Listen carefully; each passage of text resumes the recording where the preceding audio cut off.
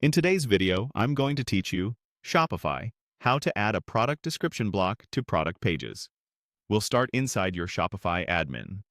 From the sidebar, open Online Store, then go to Themes. This is where your storefront design lives. Find the theme you're working on and open the theme editor by clicking Edit Theme or Customize. The theme editor lets you change what appears on your storefront without touching code. By default, the editor opens the home page. We want to work on a product template so the changes apply to your product pages. Use the page selector at the top of the editor and switch from Home Page to Products, then choose Default Product. This loads a product page preview alongside the Settings panel so you can see changes in real time. Next, click directly on the product area in the preview to highlight the section where your details are managed. This makes the corresponding settings appear in the left panel.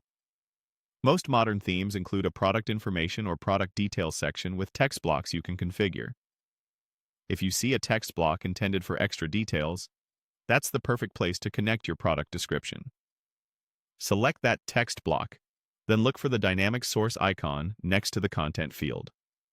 Clicking dynamic source tells Shopify you want the content to pull from actual product data rather than static text. From the list of available sources, choose Product Description. This ensures the block automatically shows each product's own description, so you set it once and it works across your catalog. Take a look at the preview. If the product you're viewing has a description, it should appear immediately. If you don't see anything, the product might not have a description yet, or the theme styling may place it further down the page. Scroll to confirm. You can also switch the preview product from the editor's product picker to verify it works with different items. When you're satisfied, click Save in the top right. Saving publishes the change to that theme, and your product pages using the default product template will now display the description through this block. Because it's using a dynamic source, you only need to maintain descriptions in your products area.